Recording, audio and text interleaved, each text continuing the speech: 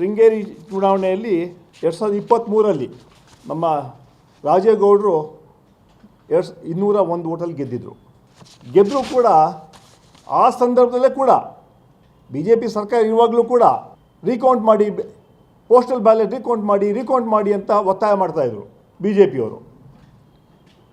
ಅದನ್ನೇ ಹಿಡ್ಕೊಂಡು ಕೋರ್ಟ್ ಕೂಡ ಹೋದರು. ಕೋರ್ಟಲ್ಲಿ ರೀಕೌಂಟಿಂಗ್ ಅಂತ ಆಯಿತು. ಯಾವಾಗ ಇದು ರೀಕೌಂಟಿಂಗ್ ಅಂತ ಏನು ಹೇಳ್ತಾಯಿದ್ರು ಆವಾಗಲೇ ಮತಪತ್ರವನ್ನು ಟ್ಯಾಂಪರ್ ಮಾಡಿದ್ದಾರೆ, ಬ್ಯಾಲೆಟ್ ಪೇಪರ್. ಯಾಕಂದರೆ ಈ 201 ಅಂತ ಲೀಡ್ ಬಂದ ಮೇಲೆ ಆ ಟೈಮಲ್ಲಿ ಎಲ್ಲ ಕ್ಯಾಮ್ರಾಗಳಿತ್ತು. ಅವರು ಎಲ್ಲ ಏಜೆಂಟ್ಗಳು ಸೈನ್ ಮಾಡಿ 201 ಓಟಲ್ಲಿ ಗೆದ್ದರು ಅಂತ ಬಿಟ್ಟು ಎಲ್ಲ ದಾಖಲೆಗಳನ್ನು ಕೊಟ್ಟು ಆವಾಗ ಅಬ್ಜೆಕ್ಷನ್ ಮಾಡಲಿಲ್ಲ. ಎಲ್ಲ ಸೈನ್ ಮಾಡಿ ಭಾರತೀಯ ಜನತಾ ಪಾರ್ಟಿ ಏಜೆಂಟ್ ಇರ್ಬೋದು, ನಮ್ಮ ಏಜೆಂಟ್ ಎಲ್ಲ ಸೈನ್ ಮಾಡಿ ಅದನ್ನು ತೀರ್ಮಾನ ಆಗಿತ್ತು. ಆದರೆ ಅದಾದಮೇಲೆ ಇದು ಆ ಪೇಪರ್ಗಳನ್ನು ಟ್ಯಾಂಪರ್ ಮಾಡಿದೆ. ಅದು ದೊಡ್ಡ ಒಂದು ಷಡ್ಯಂತ್ರ ಆಗಿದೆ. ಇವತ್ತು ಯಾಕಂತ ಹೇಳಿದ್ರೆ ಆ ಮತಪಟ್ಟೆ ಏನು ಪೇಪರಲ್ಲಿದೆ ಟ್ಯಾಂಪರ್ ಆಗಿದೆ ಅಂತ ಎಲ್ಲ ಮಾಹಿತಿಗಳಿದೆ. ಕೋರ್ಟ್ ಆದೇಶ ಏನು ಮಾಡಿದೆ ಅಂತ ಹೇಳಿದ್ರೆ ಕೌಂಟಿಂಗ್ ಮಾಡಿ ಅಂತ ಹೇಳಿದ್ರು. ಆದರೆ ಕೋರ್ಟ್ಗೆ ಅವರು ಹೇಳಬೇಕಾಯಿತು ಅಧಿಕಾರಿಗಳು. ಆಮೇಲೆ ಕೇಂದ್ರದ ಅಬ್ಸರ್ವರ್ ಬಂದಿದ್ರು, ಅಲ್ಲಿ ಎಲೆಕ್ಷನ್ ಅಬ್ಸರ್ವರ್, ಅವರ ಮಾಹಿತಿ ಕೊಡದೆ ಅದನ್ನು ಅನೌನ್ಸ್ ಮಾಡಿಬಿಟ್ಟು ಅದೊಂದು ದೊಡ್ಡ ತಪ್ಪಾಗಿದೆ ಅಲ್ಲಿ. ಯಾಕಂತ ಹೇಳಿದ್ರೆ ಅವರು ಕೌಂಟಿಂಗ್ ಆದಮೇಲೆ ಕೋರ್ಟಿಗೆ ಆ ಮಾಹಿತಿ ಕೊಡಬೇಕಾಯಿತು. ಆ ಮಾಹಿತಿ ಕೊಡದೆ ಅದನ್ನು ಇದರಲ್ಲಿ ನಮ್ಮ ಮಾಹಿತಿ ಪ್ರಕಾರ ಎಲೆಕ್ಷನ್ ಕಮಿಷನ್ದು ಕೂಡ ಪಾತ್ರ ಇದೆ, ಈ ಗೆಲ್ಲುವುದರಲ್ಲಿ ಪಾತ್ರ ಇದೆ ಅಂತ ಇವತ್ತು ಹೇಳಬೇಕಂದ್ರೆ ಭಾರತೀಯ ಜನತಾ ಪಾರ್ಟಿಯವರು ಮತ ಕಳ್ಳರು ಅಂತ ಹೇಳಬೇಕಾಗ್ತದೆ. ನಾವು ವೋಟ್ ಚೋರಿ ಮಾಡಿದಂತ ಕೂಡ ನಾವು ಆರೋಪ ಮಾಡೋಕ್ಕಾಗ್ತದೆ. ಯಾವ ರೀತಿ ಈಗಾಗಲೇ ರಾಹುಲ್ ಗಾಂಧಿಯವರು ಬೆಂಗಳೂರು ಸೆಂಟ್ರಲಲ್ಲಿ ಮಾಹಿತಿ ಕೊಟ್ಟರು, ಅದೇ ರೀತಿ ನಮ್ಮ ಗುಲ್ಬರ್ಗದ ಅಲಯನ್ಸ್ ಕ್ಷೇತ್ರದಲ್ಲಿ ಮಾಹಿತಿ ಕೊಟ್ಟರು. ಅದೇ ರೀತಿ ಇಲ್ಲೂ ಕೂಡ ಮತ ಕಳ್ತನ ಆಗಿದೆ. ಇದಕ್ಕೆ ನೇರ ಹೊಣೆ ಭಾರತೀಯ ಜನತಾ ಪಾರ್ಟಿ ಮತ್ತು ಅವರ ಬೆಂಬಲಿಗರು.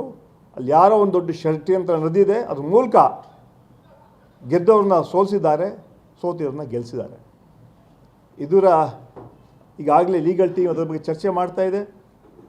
ಆಮೇಲೆ ಕೆಲವು ಕಾರಣದ ಕೈಗಳು ಕೆಲಸ ಮಾಡಿದೆ. ಇದೇ ಕೆಲಸ ಯಾಕೆಂದರೆ ಕೇಂದ್ರ ಸರ್ಕಾರದ ಕೆಲವು ಮಾರ್ಗದರ್ಶನದಿಂದ ಬಹುಶಃ ಸಂದೇಶಗಳಿಂದ ಅದನ್ನು ಅನೌನ್ಸ್ ಮಾಡೋಕ್ಕೆ ಒತ್ತಾಯ ಮೂಲಕ ಮಾಡಿಸಿದ್ದಾರೆ ಅಂತ ಗುಮಾನಿ ಇದೆ. ಅದ್ರ ಬಗ್ಗೆ ತನಿಖೆ ಕೂಡ ಆಗಬೇಕು. ಮತಗಳು ಸಿಂಧು ಆದಂಥ ಮತಗಳನ್ನು ಅಸಿಂಧು ಹೇಗಾಯಿತು, ಕೆಲವರು ಹೇಳ್ತಾರೆ ಬೇರೆ ಪೆನ್ಗಳಲ್ಲಿ ಕೂಡ ಅದರಲ್ಲಿ ಗೀಚಿದ್ದಾರೆ. ಯಾಕಂದರೆ ಒಂದು ಕೌಂಟಿಂಗ್ ಆಗುವಾಗ ಏನು ಮಾಡ್ತಾರೆ, ಹೀಗೆ ಎಲ್ಲರಿಗೂ ತೋರಿಸ್ತಾರೆ ಬ್ಯಾಲೆಟ್ ಪೇಪರಲ್ಲಿ, ಎಲ್ಲ ಏಜೆಂಟ್ಗೆ ಈಗ ತೋರಿಸ್ತಾರೆ ಸಿಂಧು ಆಗಬೇಕಾ ಸಿಂಧು ಆಗಬೇಕಂತ ಇದು ತೋರಿಸ್ತಾರೆ. ಸಿಂಧು ಅಂತ ಆದಮೇಲೆ ಆಟೋಮೆಟಿಕ್ಕಾಗಿ ಎಲ್ಲಿ ಅದು ವ್ಯಾಲಿಡ್ ಅಂತ ಫೋಲ್ಡ್ ಮಾಡಿ ಇರ್ತಾರೆ. ಆವಾಗ ಸಿಂಧು ಆದವರು ಇದ್ದಕ್ಕಿಂತ ಆ ಸಿಂಧು ಹೆಂಗಾಗ್ತಾರೆ? ಸೊ ಇದರಲ್ಲಿ ದೊಡ್ಡ ಒಂದು ಷಡ್ಯಂತ್ರ ನಡೆದಿದೆ. ಅದ್ರ ಮೂಲಕ ಅದನ್ನು ಯಾಕೆಂದರೆ ನಾವು ಆಲ್ರೆಡಿ ಬಿ ಜೆ ಪಿ ಮೇಲೆ ವೋಟ್ ಚೋರಿ ಆರೋಪ ಮಾಡ್ತಾನೆ ಇದ್ವಿ, ಇಲ್ಲೂ ಕೂಡ ಸಾಬೀತಾಗಿದೆ. ಇದ್ರ ಬಗ್ಗೆ ಮುಂದಿನಗಳಲ್ಲಿ ನಾವು ಲೀಗಲ್ ಆಗಿ ಅದನ್ನು ಚರ್ಚೆ ಮಾಡ್ತೀವಿ, ಲೀಗಲ್ ಎಕ್ಸ್ಪರ್ಟ್ ಕೂಡ ಮಾಡ್ತೀವಿ. ಆದರೆ ಎಲ್ಲೋ ಒಂದು ನಾನು ಹೇಳ್ದು ಈಗಾಗಲೇ ಈ ಗೆಲ್ಸೋದಲ್ಲಿ ಕೆಲವು ಕೈಗಳು ಕೆಲಸ ಮಾಡಿದ್ದೆ. ಅದ್ರ ಬಗ್ಗೆ ತನಿಖೆ ನಾವು ಮಾಡ್ತೀವಿ. ಈಗಾಗಲೇ ಮುಖ್ಯಮಂತ್ರಿ ಕೂಡ KPC ಅಧ್ಯಕ್ಷರು ಕೂಡ ಇದ್ರ ಬಗ್ಗೆ ಹೇಳಿದ್ದಾರೆ. ಆ ಹಿನ್ನೆಲೆಯಲ್ಲಿ ಮತ್ತೆ ನಾವು ಭಾರತೀಯ ಜನತಾ ಪಾರ್ಟಿಯು ವೋಟ್ ಕದಿಯುವಂತಹ ಪಕ್ಷ, ಅದು ವೋಟ್ ಚೋರಿ ಮಾಡೋಂಥ ಪಕ್ಷ. ಅದ್ರ ಮೂಲಕ ಬೇರೆ ಬೇರೆ ರಾಜ್ಯಗಳಲ್ಲಿ ಅವರು ಹೇಳಿಕೆ ಕೊಟ್ಟಿದ್ದಾರೆ, ಅದ್ರ ಬಗ್ಗೆ ನಾನು ಹೇಳೋಕೆ ಹೋಗಲ್ಲ. ಆದರೆ ನಮ್ಮ ಕರ್ನಾಟಕದಲ್ಲಿ ಶೃಂಗೇರಿ ಕ್ಷೇತ್ರದಲ್ಲಿ ಗೆದ್ದವ್ರನ್ನ ಸೋಲಿಸಿದ್ದಾರೆ, ಸೋತವ್ರನ್ನ ಈ ಅಧಿಕಾರಿಗಳು ಗೆಲ್ಲಿಸಿದ್ದಾರೆ.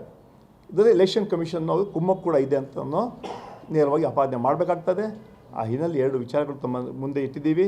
ಇವತ್ತು ರಾಜ್ಯದಲ್ಲಿ ನಮ್ಮ ಸರ್ಕಾರ ಪ್ರಾಮಾಣಿಕವಾಗಿ ಜನಸೇವೆ ಮಾಡ್ತಾ ಇದೆ. ಅದೇ ಹಿನ್ನೆಲೆಯಲ್ಲಿ 2028ರಲ್ಲಿ ಕೂಡ ಮತ್ತೆ ನಾವೇ ಅಧಿಕಾರಕ್ಕೆ ಬರ್ತೀವಿ ಅಂತ ವಿಶ್ವಾಸವನ್ನು ವ್ಯಕ್ತಪಡಿಸ್ತಾ ಇದ್ದೀವಿ. ನಮ್ಮ ಕಾರ್ಯಕ್ರಮಗಳನ್ನು ನೀವು ನೋಡ್ತಾ ಇದ್ರೆ ನಮ್ಮ ಚಾನೆಲ್ ಅನ್ನ ಸಬ್ಸ್ಕ್ರೈಬ್ ಮಾಡಿ, ಪಕ್ಕದ ಬೆಲ್ ಐಕಾನ್ ಒತ್ತಿ ನಮ್ಮನ್ನ ಬೆಂಬಲಿಸಿ. ಹಾಗೆ ನಮ್ಮ ಕಾರ್ಯಕ್ರಮಗಳನ್ನ ಲೈಕ್ ಮಾಡಿ, ಕಮೆಂಟ್ ಮಾಡಿ, ಅದನ್ನ ಬೇರೆಯವರಿಗೂ ವಾಟ್ಸ್ಆಪ್ ಮೂಲಕ ಶೇರ್ ಮಾಡಿ. ನೀವು ಹೀಗೆ ಮಾಡಿದಾಗ ನಮ್ಮ ಚಾನೆಲ್ ಇನ್ನಷ್ಟು ಮತ್ತಷ್ಟು ಜನರಿಗೆ ತಲುಪಲು ನೀವು ನಮ್ಮೊಂದಿಗೆ ಸಹಕರಿಸಿದ ಹಾಗಾಗುತ್ತೆ. ಇದು ನೀವು ಯಾವುದೇ ಖರ್ಚಿಲ್ಲದೆ ಕೆಲವೇ ಸೆಕೆಂಡುಗಳಲ್ಲಿ ನೀಡಬಹುದಾದ ಸಹಕಾರ. ಧನ್ಯವಾದಗಳು.